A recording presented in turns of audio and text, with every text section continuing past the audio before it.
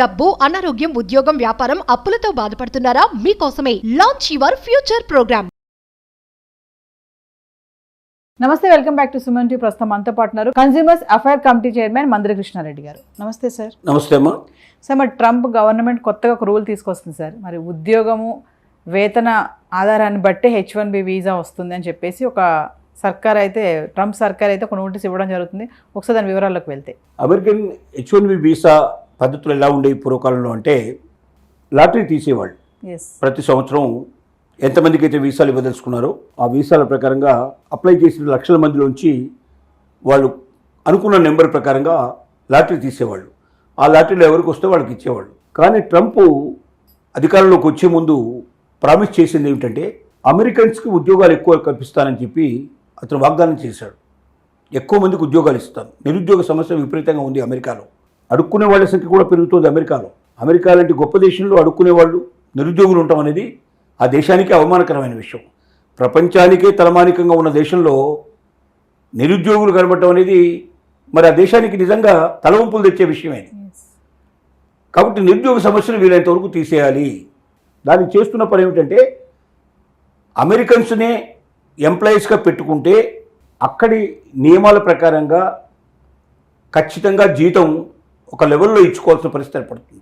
అంటే ఖచ్చితంగా ఇతర దేశాల నుంచి తెచ్చుకునేటువంటి వలస నుంచినటువంటి ఎవరైతే వ్యక్తులు ఉన్నారో వీళ్ళు కోరుకునేటి వీళ్ళకి ఇవ్వాల్సిన జీతంలో 4వ వంతు జీతానికి పనిచేయడానికి సిద్ధంగా ఉన్నారు వాళ్ళు. ఇక్కడ వీళ్ళకి $100 ఇవ్వాలంటే వాళ్ళు $20 ఇస్తే పనిచేస్తారు.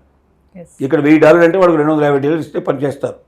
అంటే 4వ వంతు తక్కువ రేట్లు రావడం వల్ల పని చేయించుకునే వాళ్ళకి లాభం ఎక్కువ ఉంది. అంటే అమెరికన్ కంపెనీస్ అవి కూడా అమెరికన్ కంపెనీస్ చేసే పని. అమెరికన్ కంపెనీసే కాకుండా ఇతర దేశాల నుంచి వచ్చి అక్కడ కంపెనీస్ పెట్టిన వాళ్ళు చాలామంది ఉన్నారు. వీళ్ళకి ఇప్పుడు ముఖ్యంగా ఇండియా నుంచి వెళ్ళే వాళ్ళు ఎక్కువ మంది ఉన్నారు. ఇండియాలో నుంచి వెళ్ళి అక్కడ కంపెనీస్ ఓపెన్ చేసిన తర్వాత అక్కడ ఉన్నటువంటి ఎంప్లాయీస్ని తీసుకోవడం వల్ల వాళ్ళకి 4 times ఎక్కువ ఇవ్వాల్సి వస్తుంది. మన వాళ్ళైతే 1/4 వంతులు దొరుకుతున్నారు మనకు అనే ఉద్దేశంతో ఎక్కువ మంది ఇండియన్స్ని అక్కడ రప్పించే ప్రయత్నం చేస్తున్నారు. అలాగే చైనా కానీ మిగతా దేశాల నుంచి కానీ ఎక్కువ మంది తెప్పించుకునే ప్రయత్నం వాళ్ళు చేస్తున్నారు.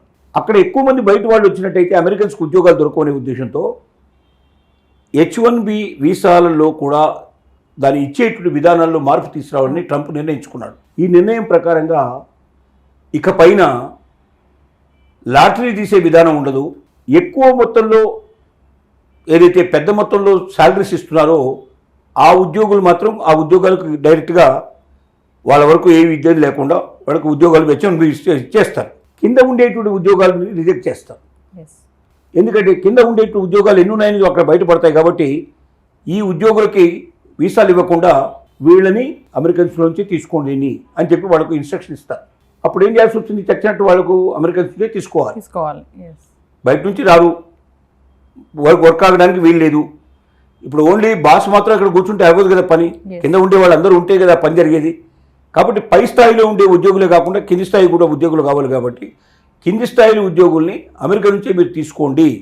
తీసుకున్నప్పుడు ఎక్కువ జీతాన్ని మీరు పే చేయాల్సిన పరిస్థితి ఉన్నా కూడా అమెరికన్స్కు మీరు ఆఫర్ చేయాల్సింది ఇంకో మార్గం లేకుండా ఉండేట్టుగా కంపెనీస్ని కట్టడి చేయడానికి H1B వీసాని విధానాన్ని మార్చడానికి ట్రంప్ సిద్ధపడ్డాడు. ట్రంపే తెలివి తక్కువ వాడేం కాదు. చాలామంది ఆవేశపడు అనుకుంటున్నారు. ఆవేశంతో పాటు అప్పుడప్పుడు వాడు బుద్ధి కూడా పనిచేస్తున్నాయి. ఆయన ట్రంపు అంత గొప్ప బిజినెస్ మ్యాన్, అన్ని కోట్లు సంపాదించాడు.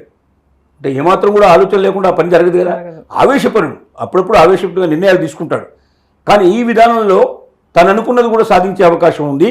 మరి పెద్ద ఉద్యోగాలకు ఎందుకు అభ్యంతరం చెప్పడం లేదంటే, దానికి సరిపడేటువంటి తెలివితేటలు ఉన్నవాళ్ళు కానీ అంతటి నాలెడ్జ్ ఉన్నవాళ్ళు కానీ అమెరికాలో దొరకరు. కాబట్టి తర్వాత ఆల్రెడీ వాళ్ళు ఎక్కువ ఉద్యోగం ఆల్రెడీ దానికి ఎక్కువ శాలరీ పే చేస్తున్నారు, పెద్ద మొత్తంలో శాలరీ పే చేస్తున్నారు. అంటే అమెరికాలో తీసుకున్నా అదే శాలరీ పే చేసిన పరిస్థితి ఏర్పడుతుంది. అంతకన్నా తక్కువ కూడా శాలరీ ఉండే అవకాశాలు ఉంటాయి అమెరికన్స్ని తీసుకుంటే. కాబట్టి అమెరికన్స్ దానికి ఫిట్ కారు కాబట్టి వాళ్ళ వరకు వదిలిపెడుతున్నాడు, వాళ్ళకి ఎగ్జామ్షన్ ఇచ్చేస్తున్నాడు.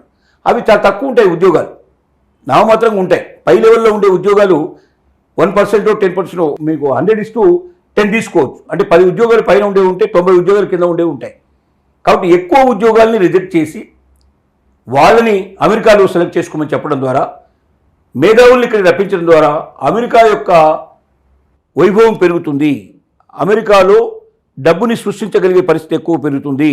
తమ మేధస్సు ద్వారా అమోఘమైనటువంటి ఎన్నో కొత్త విషయాలు కనిపెట్టే అవకాశం ఉంటుంది. దానివల్ల అమెరికాకు పేరు ప్రఖ్యాతులు వస్తాయి.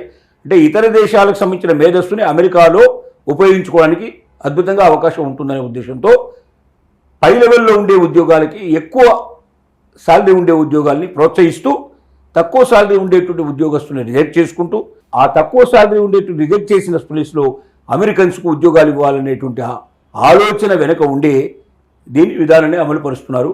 కాబట్టి ఇప్పటి నుంచి భవిష్యత్తులో ఓన్లీ మేధస్సుకు సంబంధించినవి, టెక్నాలజీకి సంబంధించినటువంటివి, పై స్థాయిలో ఉండేటువంటి ఉద్యోగాలను మాత్రమే మనం ఆశించే అవకాశం ఉంది తప్ప ఎవరు పడితే వాళ్ళు వెళ్ళడానికి, వాళ్ళు ఉద్యోగాలు సంపాదించుకోగల ఆశా కోరికని రోజులకు చంపేసే పరిస్థితులు అమెరికాలో జరుగుతున్నాయి.